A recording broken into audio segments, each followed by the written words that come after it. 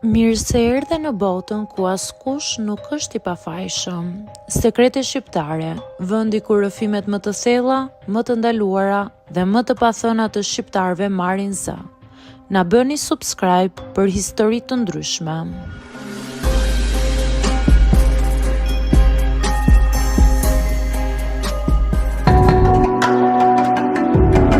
Jam 45 vjeçe e virgjër. Kur e them me zë të lartë, edhe vetes time i duket e pabesueshme. Jam 45 vjeçe dhe ende e virgjër. Disa mund të qeshin, disa mund të më gjykojnë, por pak e kuptojnë sa rrugë e gjatë e dhimbshme më ka sjellë deri këtu. Unë u rrita në një familje shumë konservatore. Babai im ishte i ashpër, ndërsa mamaja e butë, por gjithmonë nën hijen e tij. Në shtëpinë tonë fjala dashuri nuk ekzistonte. Marrëdhëniet shiheshin si mëkat, si diçka e turpshme. Mbaj mend që në klasë të 8 një djalë më dha një letër të vogël me zemra të vizatuara. U skuqa e gjitha, por e futa fshehurazi në çantë. Babai im e gjeti më vonë dhe shpërtheu në zemërim. E gris përpara meje dhe më bërtet. Ti nuk je për këto gjëra, do na turpërosh familjen. Që atë ditë çdo ndjenjë që kisha u shua nga frika.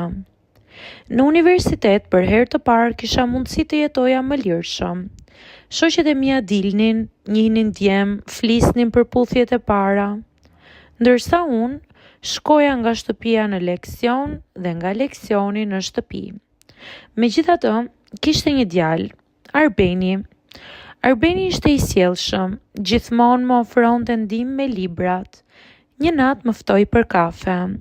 Ula përballë tij, por nuk shijova asgjë. Zemra më rikte fort. Mendja ime ishte tek zëri i babait. Kur ai më pyeti, pse gjithmonë je kaq e mbyllur? A të pëlqen dikush? Unë u ngrita dhe ika pa dhënë asnjë shpjegim. Atë natë qava me orë të tëra. E dija që po humbisja një mundësi, por nuk munda ta përballoja. Kur mbusha 30 vjeç, pyetjet e njerëzve filluan të bëheshin të padurueshme. Po ti pse nuk martohesh? A ke gjetur njëri? Në çdo dasëm që shkoja, ndihesha si e huaj. Njerëzit më shikonin me mëshirë. Dikush madje më tha në sy: "Të ka ikur mosha, kujdes se do mbetesh vetëm." Unë buzëqesha, por brenda shpirtit ndihesha e thyer. Pati raste kur u afrova me disa burra. Njëri ishte koleg në punë, tjetri një mik i familjes, por sa herë që marrëdhënia shkonte drejt intimitetit, unë ngrija barierë. Më mbërthente paniku. Një natë, kur një djalë që më pëlqente shumë u përpoq të më puthte, unë u tërhoqa aq fort sa e ofendova. Ai më tha: "Ti nuk mund të duash njëri, ti je si mur." Kjo fjali më mbeti në zemër për vite. Në moshën 40 vjeçare, ndërkohë që të gjitha shoqet e mia kishin familje, fëmijë, unë kthehesha në një shtëpi bosh.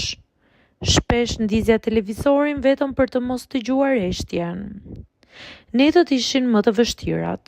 Shija fotot e vjetra dhe pyesja veten: ku do të isha unë sot? Nëse atë ditë nuk do të isha larguar? Nëse nuk do të kisha frikë? Jam ende e virgjër, jo sepse nuk desha të dua, por sepse nuk munda ta thyej kur atë mur të padukshëm që ndërtova qysh fëmijë. Shpesh ndjej pendes, shpesh më duket sikur jeta më ka ikur nga duart, por nga ana tjetër e di që historia ime mund të jetë një mësim. Kur frika të kontrollon, ajo të vjedh vitet, ëndrat, dashuritë. Njerëzit më pyesin nëse do të ndryshoj ndonjëherë. Nuk e di. Ndoshta do të vi dikush që do të ketë durimin të më kuptojë. Ndoshta jo. Por një gjë e di, nuk dua më të fshihem. Dua ta pranoj të vërtetën time dhe të jetoj me të pa turp. Jam 45 vjeçe dhe ende e virgjër. Kjo është historia ime. Jo për të gjykuar, por për të kuptuar.